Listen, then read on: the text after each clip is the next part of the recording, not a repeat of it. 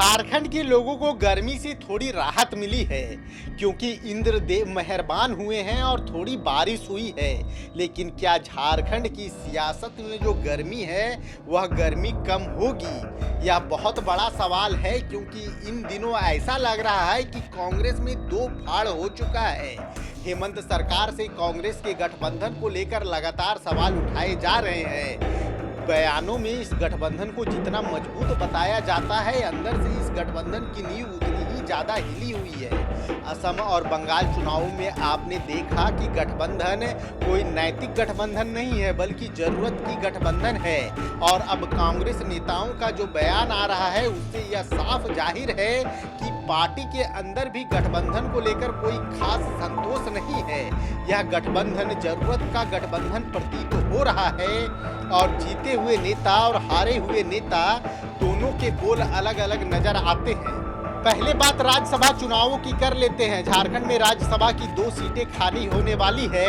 ऐसे में जेएमएम पूरी तरीके से एग्रेसिव है कि इन सीटों पर जेएमएम अपने उम्मीदवारों को भेजना चाहती है, लेकिन कांग्रेस भी इस बार दावा कर रही है। लेकिन कांग्रेस का दावा कितना मजबूत होगा यह कहना थोड़ा मुश्किल है क्योंकि हमने इतिहास देखा है राज्यसभा चुनावों में कांग्रेस को बैकफुट पर आना पड़ता है क्योंकि कांग्रेस झारखंड में सत्ता में रहना चाहती है। कांग्रेस को पता है कि सिर्फ मुसलमान वोट बैंक के सहारे राजनीति नहीं हो सकती और आदिवासी वोट बैंक में कांग्रेस की पकड़ लगातार ढीली हुई है। इसका कारण है सशक्त आदिवासी नेता का ना होना। कांग्रेस के मंत्रिमंडल पर भी आप नजर डालें तो देखेंगे सभी मंत्रियों की राय आपको जुदा जुदा मिलेगी। जेटेट मामले को ही देख लीजिए। जेटेट में राधा कृष्ण किशोर और दीपिका पांडे सिंह जैसी 2 बड़ी नेताओं ने भोजपुरी, मगही, अंगिका और मैथिली जैसी भाषाओं को जेटेट नियमावली में शामिल करने की मांग की थी। एक कैबिनेट की बैठक में इसे स्थगित भी रखा गया, लेकिन अगली कैबिनेट की बैठक में हेमंत सोरेन ने सभी विचारों को दरकिनार करते हुए इन भाषाओं को जेटेट नियमावली से बाहर कर दिया। इससे साफ जाहिर है कि कांग्रेस कोटों की मंत्रियों की भी कुछ खास सुनी नहीं जा रही। लेकिन ये सियासत है और सियासत में सबको सत्ता पसंद है। लेकिन कांग्रेस कोटे के हारे हुए जो विधायक या फिर पूर्व मंत्रियों की आप बात सुनेंगे, बड़े नेताओं की बात सुनेंगे तो आपको थोड़ी अलग लगेगी। वो थोड़े एग्रेसिव आपको नजर आएंगे।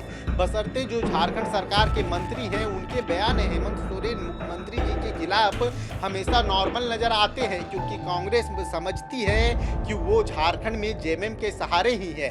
पहले बयान की बात कर लेते हैं। आपको केएन त्रिपाठी का बयान याद होगा। नगर निकाय चुनाव में केएन त्रिपाठी ने किस तरीके से इस गठबंधन को अनैतिक करार दे दिया था और कहा था कि जेएमएम कांग्रेस से गठबंधन जल्द ही तोड़ लेगी और बीजेपी के साथ जाकर सरकार बनाएगी।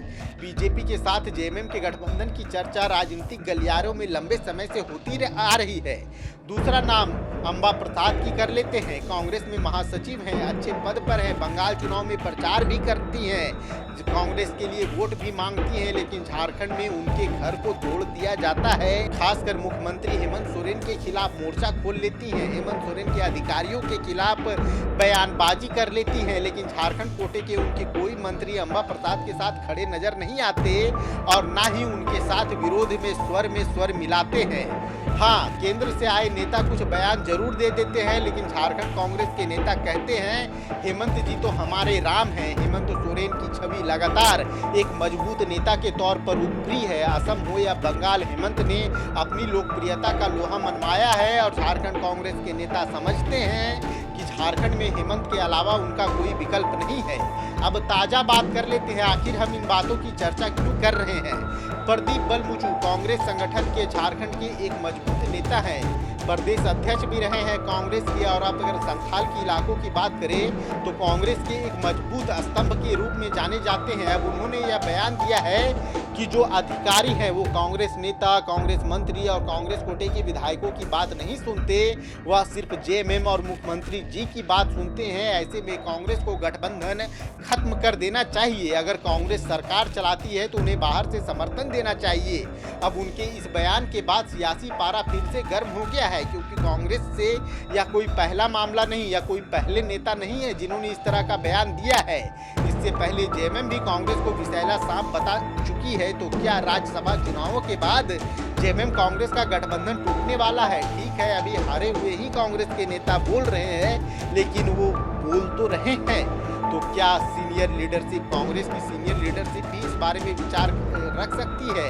क्योंकि जेएमएम जानती है कि जेएमएम किसी भी हाल में झारखंड में सत्ता में जेएमएम तो रहेगी ही। जेएमएम के अलावा किसी दल का कोई विकल्प नहीं है। ऐसे में हेमंत भी एकला चलो की रणनीति पर विचार कर सकते हैं।